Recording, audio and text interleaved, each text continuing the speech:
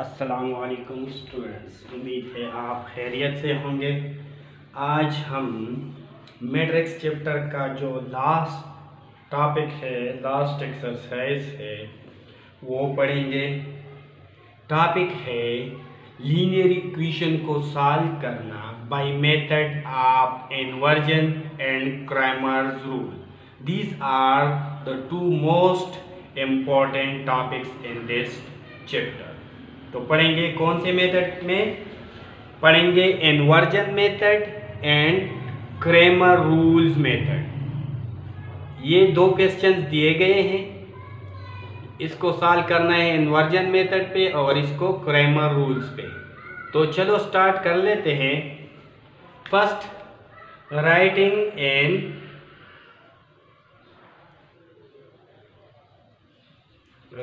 इन matrix form.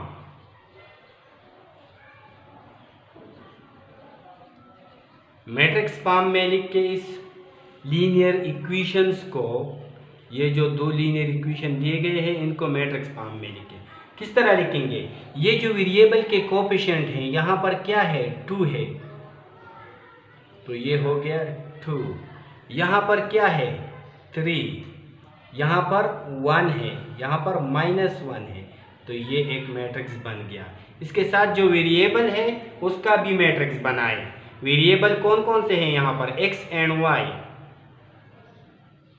और right side पर जो कांस्टेंट है वो इक्वलिटी के उस साइड पर लिख ले मैट्रिक्स फॉर्म में। अंडरस्टैंड? तो ये मैट्रिक्स फॉर्म हो गया। अब इनको नाम दे दे तो बेहतर होगा। ये हो गया A मैट्रिक्स, ये हो गया X मैट्रिक्स एंड ये B मैट्रिक्स। हमने करना क्या है? हमने x एंड y की वैल्यूज फाइंड आउट करने हैं। मतलब ये जो x है कैपिटल, ये फाइंड आउट करना है।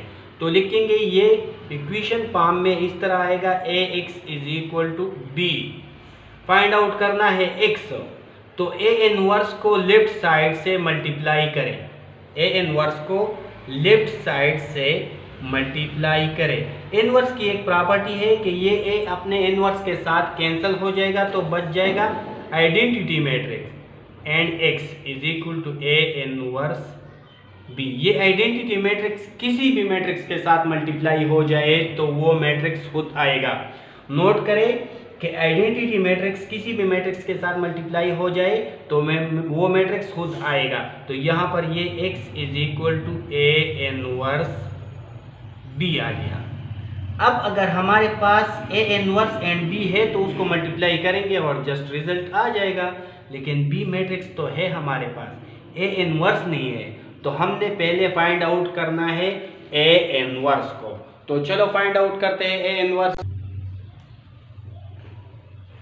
इसको हमने इक्वेशन स्टेरिक का नाम दिया। अब हमने मालूम करना है a इनवर्स को।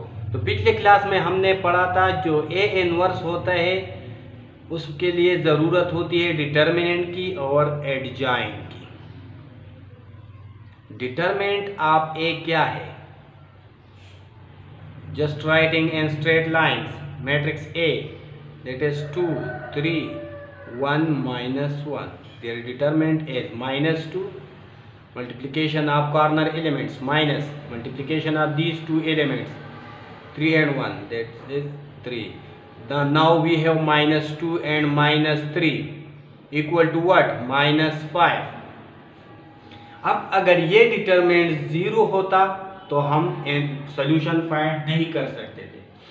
यहाँ पर डिटरमिनेंट -5 है तो हम सॉल्यूशन फाइंड कर सकते हैं। ओके, अगर आप यहाँ पर लिख के कि ये नॉट इक्वल टू 0 है तो हम आगे बढ़ सकते हैं।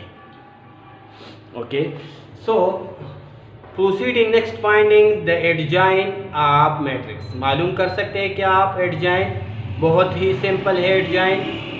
इस तरह ये जो एलिमेंट्स है ये दोनों आपस में इंटरचेंज हो जाएंगे, -1 और 2, और ये जो 3 और 1 है इसका क्या होगा? इसके सिंबल साइन चेंज होंगे, तो ये adjoint. It is very simple. Now a inverse = what? A inverse = 1 over determinant. Determinant is -5, and to adjoint, what is adjoint? -1, -3, -1 and 2. Now Don't multiply this 1/5 to this matrix because we need to multiply it with b. अगर हम इस तरह इसको multiply करेंगे तो b के साथ multiplication में फिर थोड़ा मुश्किल होगा। ये जो डिनोमिनेटर में माइनस है ये हम ऊपर लिख सकते हैं, -3 -1 2, ये a इनवर्स आ गया। अब जो हमारे पास x from this equation x is equal to a inverse p, लिखिए a इनवर्स का जो मैट्रिक्स है -1/5 -1 -3 -1 2 and B matrix -1 and 2.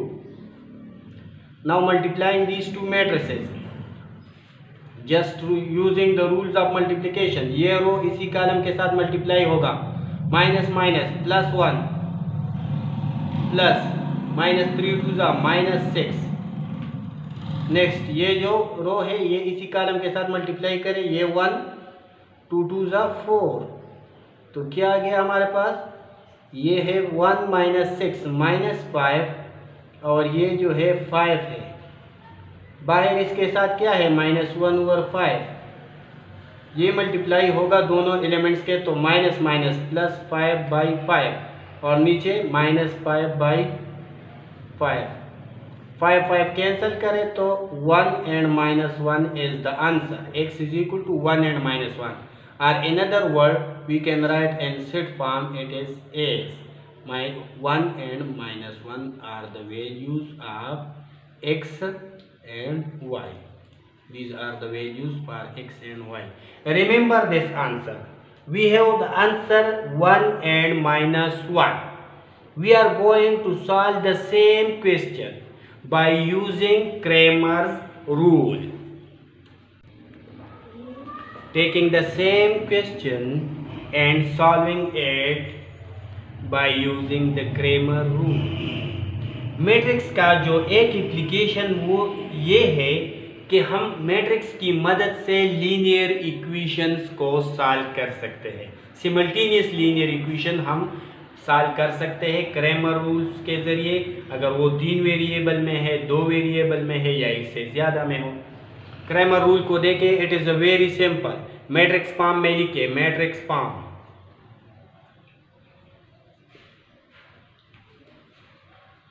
Matrix form just coefficient matrix 2 3 1 -1 and x and y equal to -1 and 2. Now this one is A matrix, this one is X, this one is B. Now what is A matrix? A matrix is equal to 2 3 1 and -1. Check the determinant of the matrix, either it is non-zero, the determinant is equal to 2 3 1 -1 is equal to what? Multiply cross element, diagonal elements, 2 1 are 2 -2, बीच में minus लगाएंगे, 3 1 are 3, तो determinant है -5। ये चूंकि non zero है तो हम आगे जा सकते हैं। अब आगे देखिए, यहाँ से आगे क्रैमर रूल जस्ट 2 स्टेप्स में हो सकता है। It is very easy as compare to inversion method. देखिए क्रैमर रूल्स को, हमने फाइंड आउट करना है वैल्यू x की और एक फाइंड आउट करना है वैल्यू y की, 2 वैल्यू हमने फाइंड आउट करना है। देखिए x की वैल्यू फाइंड आउट करेंगे तो डिवीजन है डिटरमिनेंट ऑफ a पर, यहाँ पर भी डिवीजन डिटरमिनेंट ऑफ a पर है। देखिए एक डिटरमिनेंट यहाँ पर हमने फाइंड करना है, बस यही एक स्टेप है। अगर ये आपको समझ आ गया तो क्रैमर रूल आपने सीख लिया। दोनों स्टेप्स में डिटरमिनेंट ऑफ ए पर डिवीजन है, जस्ट आपने ये डिटरमिनेंट जहन में रखना है कि हमने यहाँ पर करना क्या है। स्टूडेंट्स, ये जो ए मैट्रिक्स है, देखिए ए मैट्रिक्स ये है, इसका जो पहला वाला कॉलम है इसके ऊपर ये बी वाला कॉलम रख ले। बी वाला कॉलम क्या है? -1 and 2। और जो दूसरा है वो अपनी जगह पर लिखे। समझ में आ गया? ये जो पहला वाला कॉलम है इसकी जगह बी मैट्रिक्स रख ले, जस्ट वेरी सिंपल, -1 and 2, बाकी 3 और -1 अपनी जगह पर आ गया। अंडरस्टैंड? और अब डिटर्मिनेंट फाइंड आउट करें। Determinant -1 multiplied by -1 that is +1 -3 to the 6 equal to -5।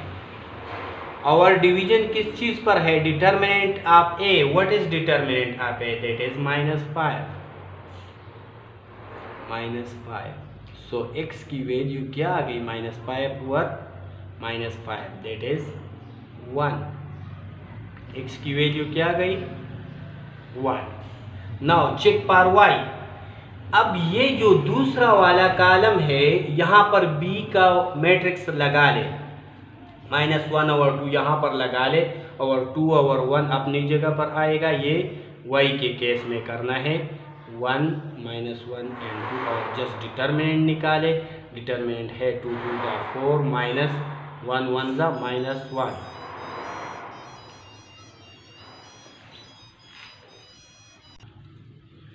अब देखिए यहाँ पर डिटर्मिनेंट ऑफ ए की क्या वैल्यू है? Determinant of A is equal to -5। Now 4 +1 by -5 is equal to 5 over -5 is equal to, ये माइनस जो है जब डिनोमिनेटर में माइनस होता है तो हम उसको ऊपर लिख सकते हैं। इस तरह नहीं कि ये हमने शिफ्ट किया, शिफ्टिंग नहीं, ये माइनस इधर भी लिख सकते हैं ऊपर भी लिख सकते हैं। तो ये -5 कैंसल 1, तो यहाँ पर आंसर -1 आ गया। अब x और y की जो वैल्यू है वो क्या है?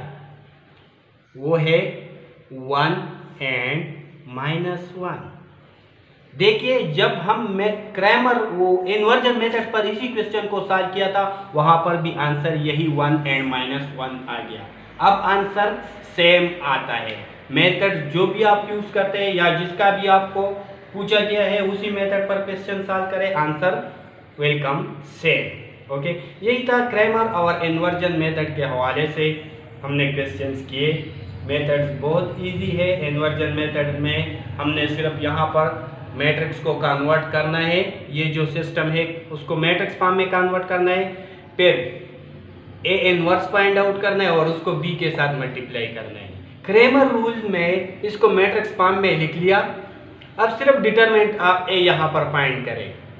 ये 0 नहीं है तो आप आगे जा सकते हैं, मतलब ये सिंगुलर नहीं है। अगर डिटरमिनेंट 0 होता तो ये मैट्रिक्स सिंगुलर होता। अब ये सिंगुलर नहीं है तो हम आगे जा सकते हैं। जस्ट x और y की वैल्यू फाइंड आउट करनी है। x के लिए हमने डिटरमिनेंट ऑफ a पर डिवाइड करनी है, y के लिए b। ऊपर मैट्रिक्स जो लिखना है, पहला जो ये कॉलम है उस पर b मैट्रिक्स लिख के और यहाँ पर जो दूसरा कॉलम है उस पर b मैट्रिक्स लिख के डिटरमिनेंट फाइंड आउट करें। That's the answer. You can see that it is a very simple method. Dear student, ये था हमारा मैट्रिक्स का चैप्टर, ये इख्तिताम तक पहुंच गया। नेक्स्ट टाइम हम नेक्स्ट टॉपिक पर बात करेंगे। अगर आपने अभी तक हमारे चैनल को सब्सक्राइब नहीं किया तो चैनल को सब्सक्राइब कीजिए ताकि हमारी नेक्स्ट क्लासेस वीडियोस आप तक आसानी से पहुंच सके। Thank you for watching this video.